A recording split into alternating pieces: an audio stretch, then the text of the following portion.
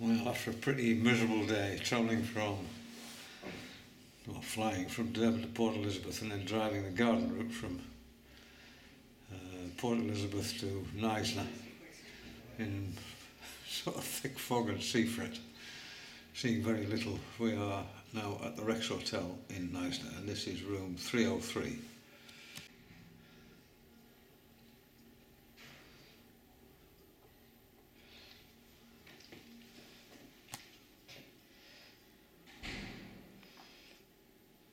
Very nicely decorated.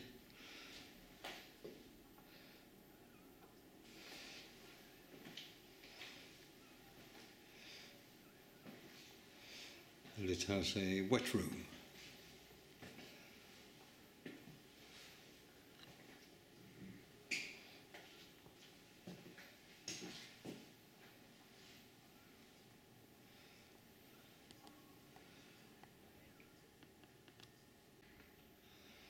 Not much of a view out of the window, I must say, but it's not going to be very long. And over in the corner is free tea and coffee.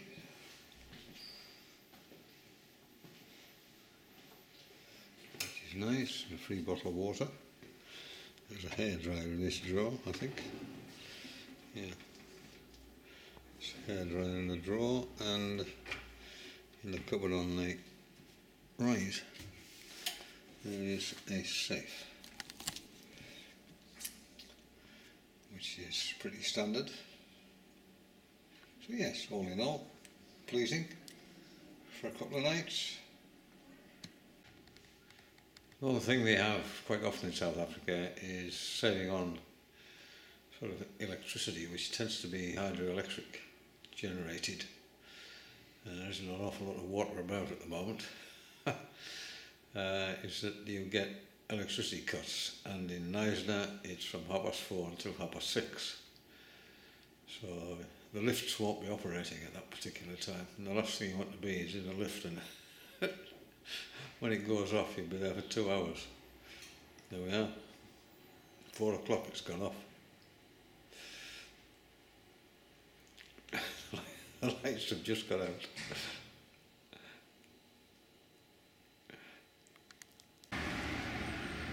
There's an awful lot of this about.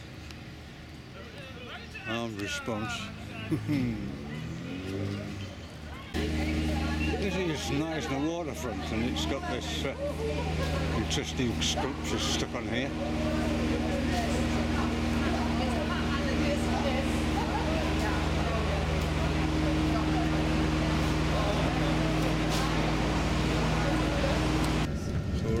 To an ostrich farm this morning, it's just after 9 o'clock. Still quite overcast, and the drifts of mist on the mountains, but it looks like it might get out. But we're travelling along the N2 and through places like George, which is quite a big place.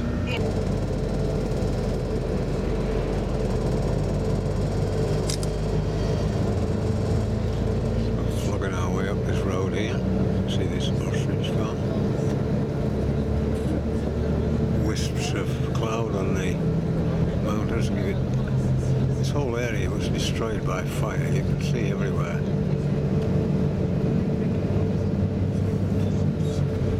Now it's bare hillsides. There you can see a smattering of the original vegetation before it was all burned. I think if you get high rainfall, I would think now that the vegetation has gone, the erosion will be tremendous. Oh, we're beginning to go down.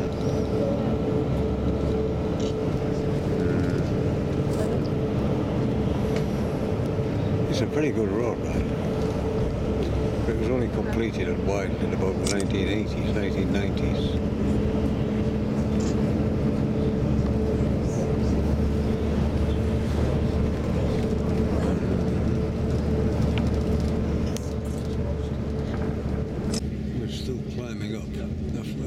Dip in the road.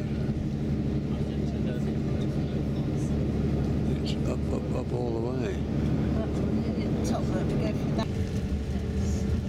climbed over the mountains. Of course, we are now in a rain shadow area called the Little Karoo. You can tell by these sort of Mediterranean type shrubbery, which is ideal for ostriches and sheep up here, and Angora goats.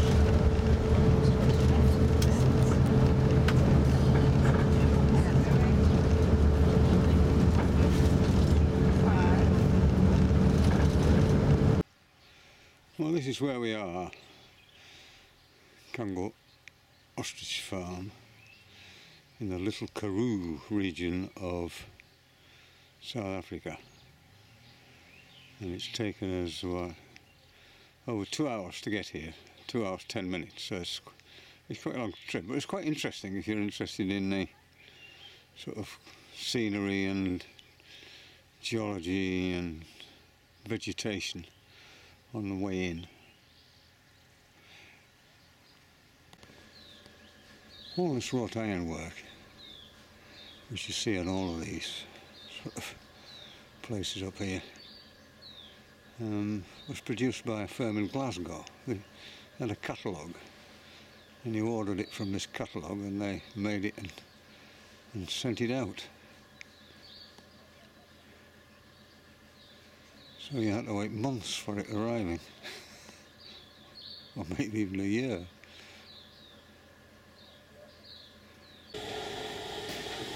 The ostriches pair for life, and they in order to get maximised egg production, the ostrich, when it's laid its 12 eggs, which is a normal amount, then the farmer removes some of them, and the ostrich keeps laying. And they can lay up to 100 eggs each. And these are the incubators. These incubators hold about 300 eggs. Have to be turned twice a day as usual when you have eggs. Anyway, we're going outside now to see the ostriches themselves.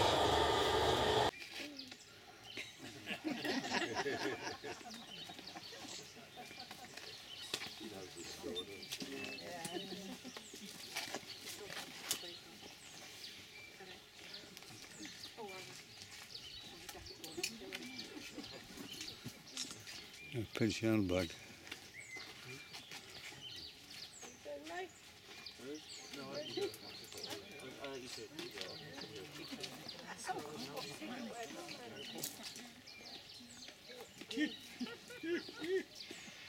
So soft. Do that all day. Play the bagpipe.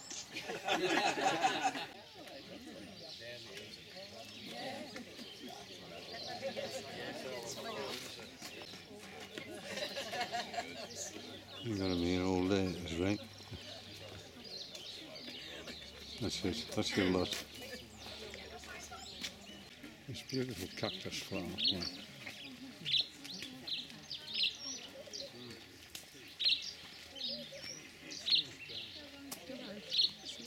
Very short-lived.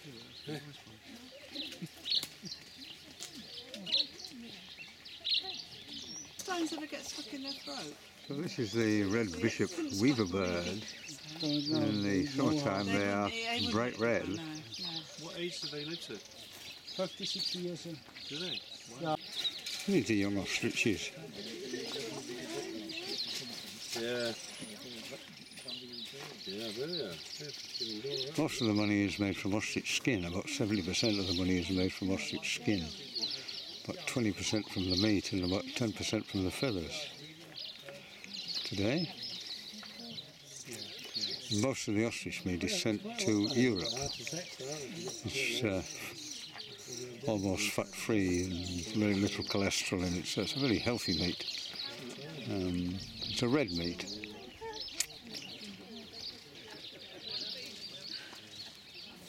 Shout anyone for a cup of tea. My hand's going up.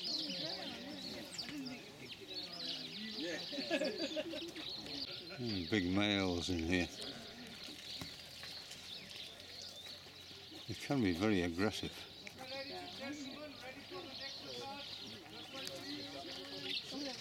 It's It was my house here and also my boat on the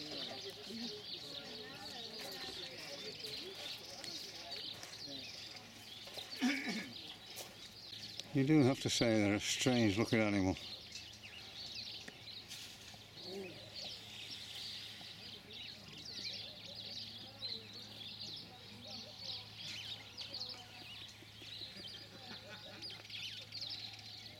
You never know when they're going to stretch that neck out and give you right pecking or pinch something.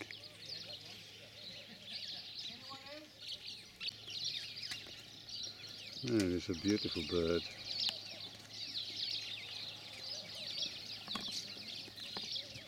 Yeah, the female's alongside it.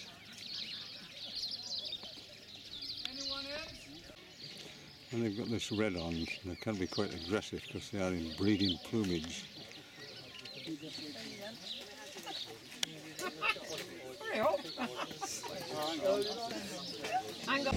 This is the main town in the Little Karoo, and you can see here how it is stayed. Electric fence on the top. As we go down through here, there are lots of feather barons' houses. These people have made a fortune out of ostrich feathers at the turn of the last century, not this century.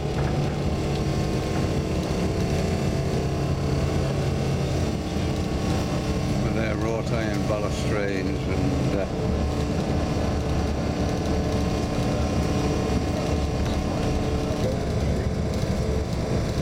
so this is where these the barons' houses begin.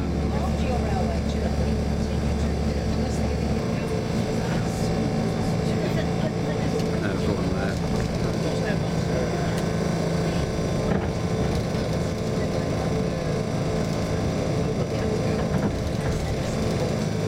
It does seem a nice town, but it's in the middle of nowhere.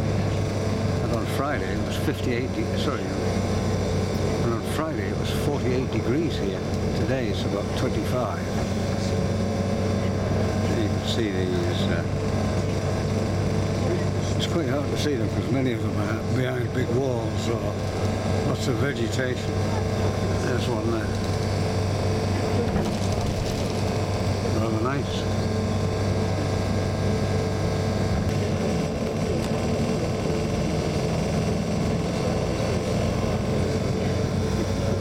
Hotel, 1880 it was built.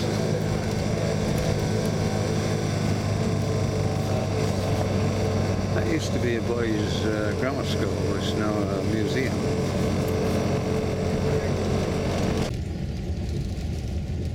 A little railway on the old road. The railway swings away there.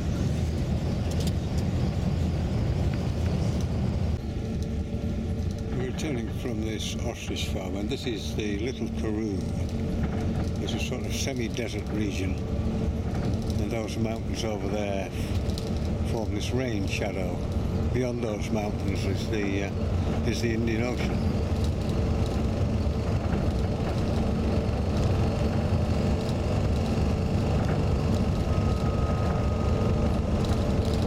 That is why in this region you've got ostrich rearing. Ostriches like this kind of environment. These are hops, which they're great for the brewing business.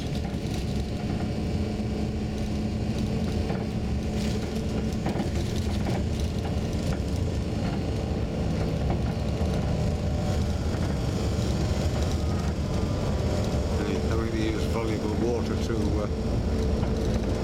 keep them on. They have searchlights in the middle, you can see them there, only on the top of that pole, which is, when they're switched on, they grow a little bit during the night as well. Given the cost of electricity in this place, I doubt the efficiency of that.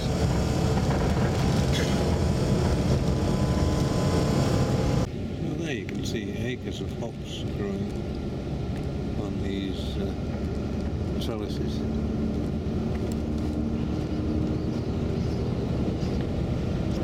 We are approaching the summit of this pass.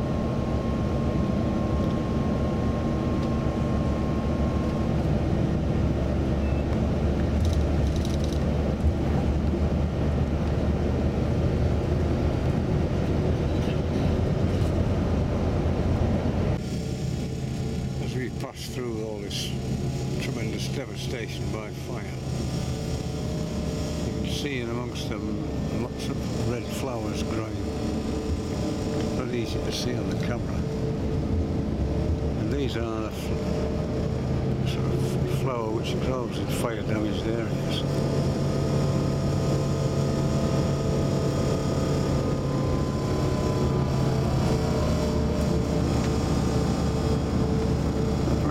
Very noticeable sitting here on the bus. This is Georgetown. It seems a very affluent place, lovely golf course.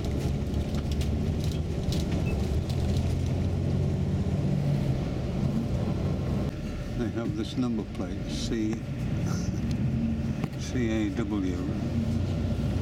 which people who don't live here see.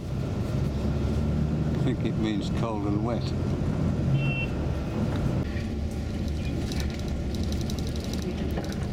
say it'd be better tomorrow. Well, you know, when we came out, it was a bit hazy, wasn't it? This is between Georgetown and Knysna.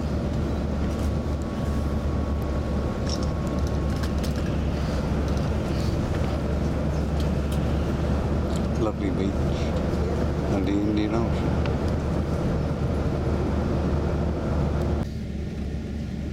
This whole area has a wonderful climate, and development is taking place everywhere.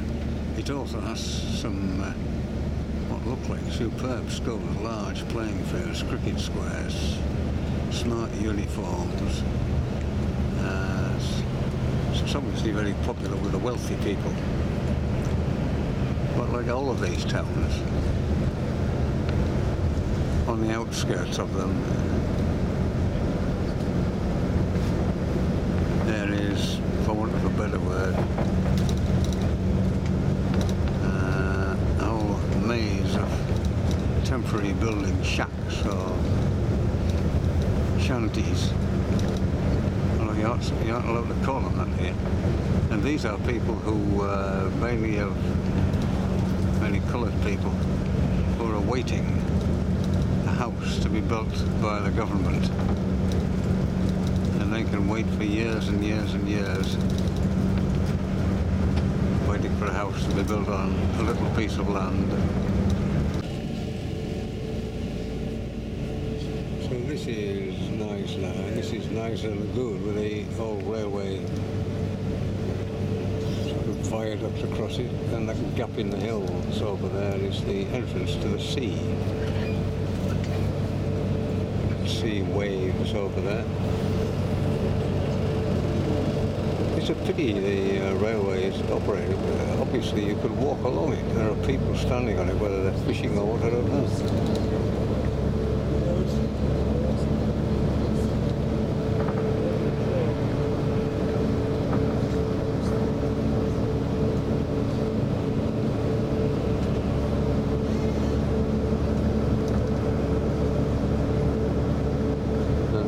Very famous for oysters, this place.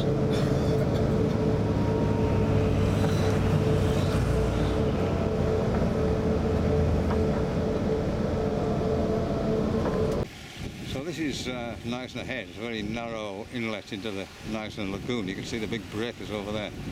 It's sort of a dangerous place to come in a boat.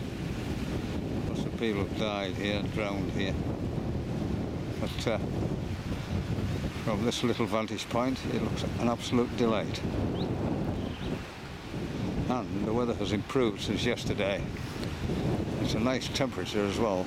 That nice sort of mackerel sky. But see a little sign there which says no fishing. So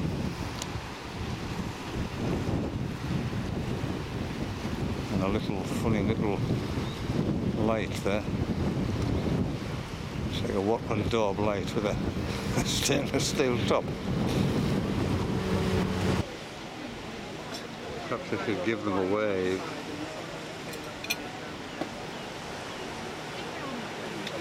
See if I recognise anybody.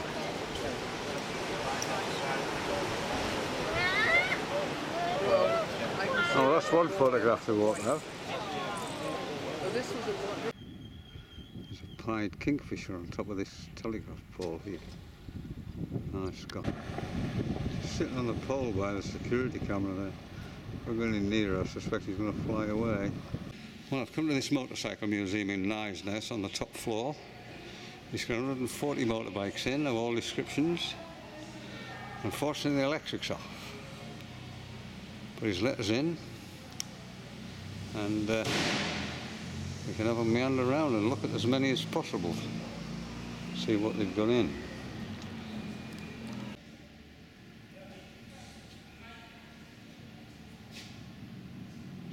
Quite an interesting statement there.